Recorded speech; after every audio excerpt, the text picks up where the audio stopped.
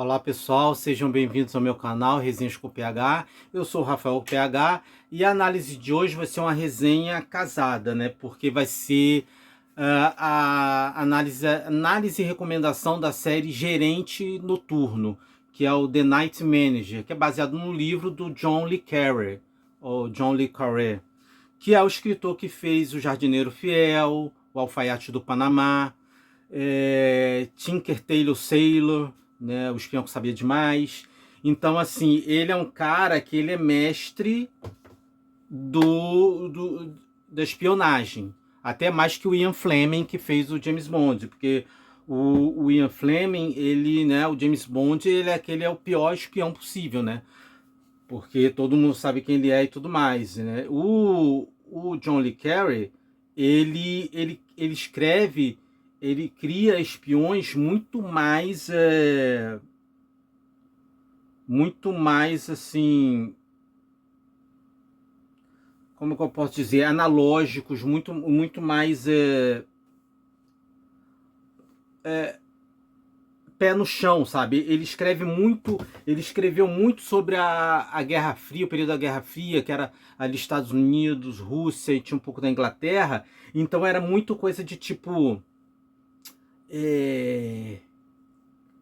entrar no escritório, não tem aquela coisa de usar o pendrive e o James Bond ter uma pessoa lá, o computer guy e tal. É muito mais ele chegar e aí ter que copiar, ou memorizar a informação e coisa e tal. Então é uma espionagem muito mais raiz, né? Então eu vou falar um pouco da primeira temporada. A primeira temporada é baseada no livro dele, né?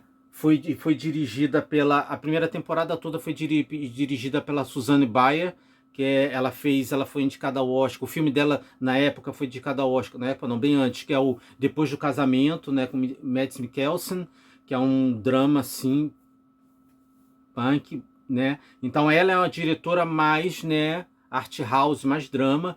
Então a primeira temporada você tinha o Hugh Laurie, que fazia o grande vilão, tinha Elizabeth Debicki fazendo um papel até parecido com o que ela fez em Tenet, né, do Christopher Nolan. E a primeira temporada é de 2016, né, baseado no livro. Fizeram a temporada, então na verdade não foi a série, foi a minissérie. Fez e acabou.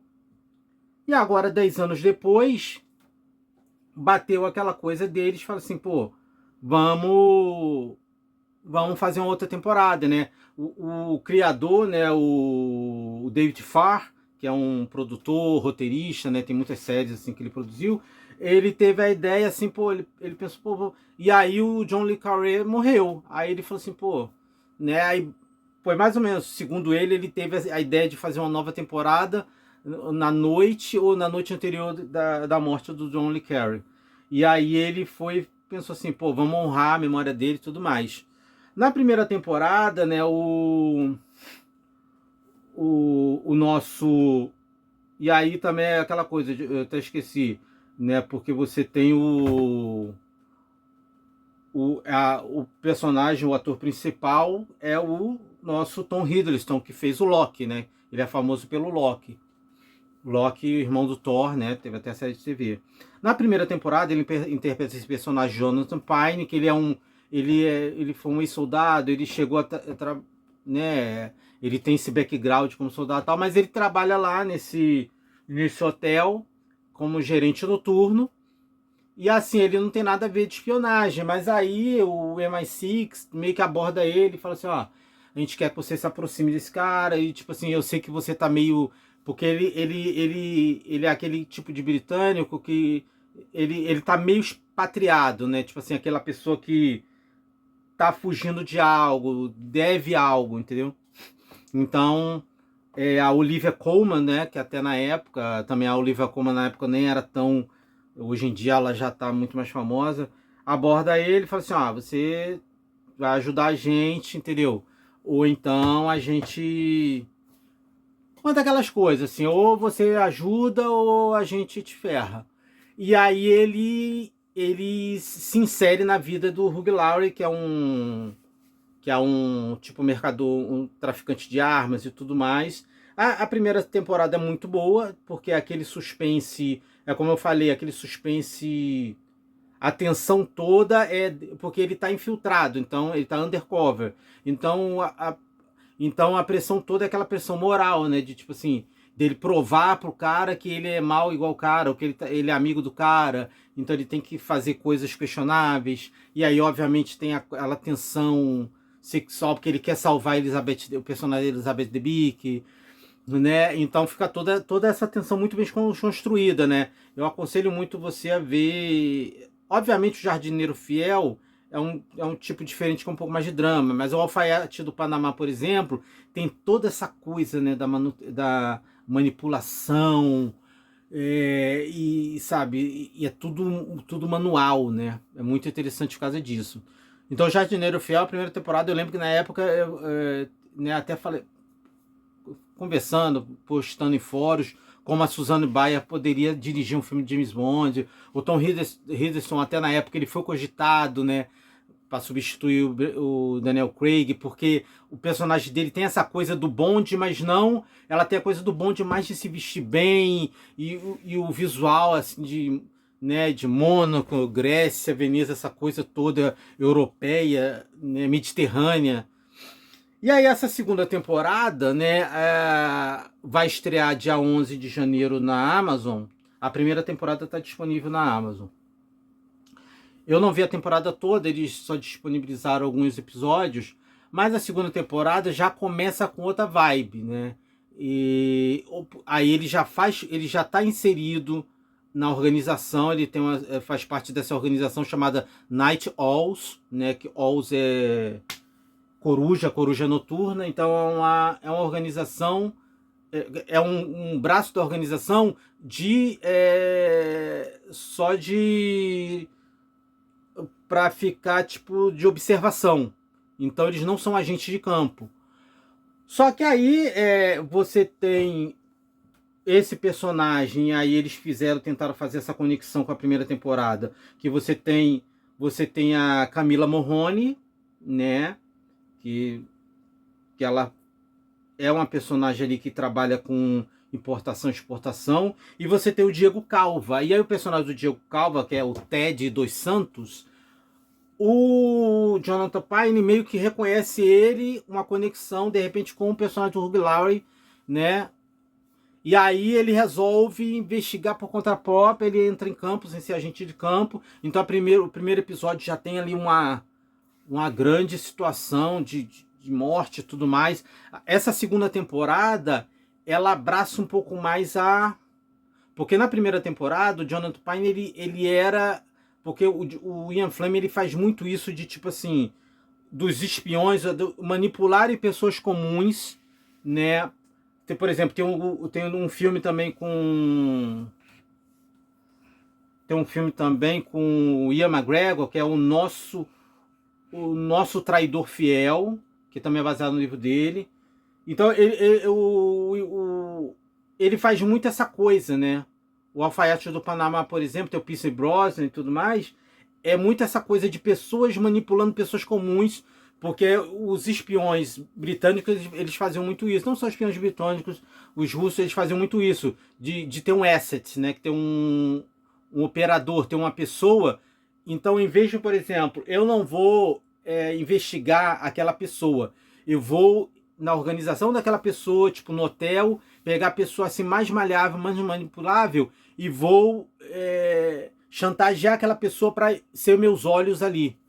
E a primeira temporada, o Jonathan Pine, ele é mais assim, ele é mais uma pessoa comum que está tendo que entrar naquela situação. Nessa segunda temporada, ele já entra mais, ele já vira mais um agente tomando partido das situações, entendeu? Então já é uma mudança de status quo ali, e de vibe e de estrutura da série. Aí eu não sei se isso funciona tão bem. O Diego Calva, ele tinha aparecido pela primeira vez, assim, pelo menos para mim, naquele filme que flopou, né, que fracassou, que foi o Babilônia, né, com que foi, né, o filme sobre a Hollywood dos anos 20 e tudo mais, com a Margot Robbie. E, né, então o Diego Calva tá bem aqui, né? A Camila Morrone, ela é modelo, mas já tem feito alguns trabalhos como atriz, né? Ela fez aquela série Daisy Jones, né? Que também é baseado num livro. Então o elenco tá bem. Tem essa vibe, né, de James Bond, mas como eu falei, é muito mais assim, pé no chão, é muito mais real. Não tem, sabe? Não tem tipo. Não tem coisas tipo Missão Impossível. Coloca esse gel no seu dedo, você vai conseguir copiar a digital dele, vai entrar, não sei o que. Não tem essas coisas. É muito mais assim. É muito mais arriscado. O personagem está sempre se arriscando muito mais, porque ele tem que estar lá em loco para fazer várias das coisas, entendeu? Toda vez que ele vai no lugar, ele tem que ir e aí, tipo assim, onde é o banheiro? E aí ele tem que subir, tem que aproveitar em minutos e pegar a informação e mesmo que agora ele tenha um celular e possa filmar, é tudo muito mais assim, muito mais tenso, muito mais o perigo é muito mais palpável, né? Então eu aconselho a você maratonar a primeira temporada, né? Que a primeira temporada foi de 2016, né? E assim, era uma época que não estava bombando, não estava viralizando como hoje. E já dá o play na segunda temporada. Apesar de a segunda temporada não ser um roteiro original, não ser baseado na obra do John le Carré, a qualidade se mantém. O espírito do David Farr, ele pegou o espírito e até ele faz essa ponte, né? Para tentar manter ali, até porque passou muito tempo, então ele traz personagens da primeira temporada e tudo mais, para tentar manter aquela ponte. E eu imagino que agora, eu acho até que a terceira temporada já deve estar engatilhada e já deve ter sido renovada. Então eu imagino que agora ele vai fazer essa ponte com a primeira temporada. Aí da terceira temporada em diante, se for bem sucedida, ele vai, né, ter mais liberdade, vai abrir mais. Mas aqui você já vê nos 2 primeiros episódios que ele já abriu mais em relação ao personagem, que o personagem na primeira temporada era muito mais, né, poxa, eu não sei, eu não sei como fazer isso, eu não deveria estar aqui. Aqui não, é ele mais assim, eu vou fazer isso. Então ele já está mais tomando o partido. Ele decide fazer as coisas, né? Que coisas que não são da alçada dele até. Então assim, e o Diego Calva bem, a Camille Morrone bem, né? A Camila Morrone tá bem. O Tom Hiddleston também tá bem. Ele tem, cara, ele tem essa, sabe, ele tem essa pegada, esse estilo, né, do espião, do James Bond. Então é muito legal, é uma boa pedida, é um tipo de trilha diferente. Ele fica naquela ali, trilha de espionagem, mas com muito roteiro, com muita coisa pé no chão. Então, assim, vai estar no Amazon Prime. Eu recomendo ler os livros do John le Carré. Ele é até superior ao Ian Fleming nessa coisa da espionagem. Ele é um mestre da espionagem mesmo. E essa é a minha dica, tá? Espero que vocês até, se vocês não viram, eu espero que isso ajude vocês a pegar a primeira temporada e ver, porque de repente é uma coisa que eu nem sabia, né? Porque na época que saiu, eu não sei se ela era original da Amazon, a segunda temporada é. Então essa fica a minha recomendação, tá? Se você gostou, dá um like aí, se inscreve no canal, comenta se você já viu a primeira temporada, se você gostou, se não gostou. E quando eu começar a assistir a segunda temporada, comenta aqui o que você está achando, ok? Obrigado por ter assistido, pessoal. Tchau, tchau. Até a próxima.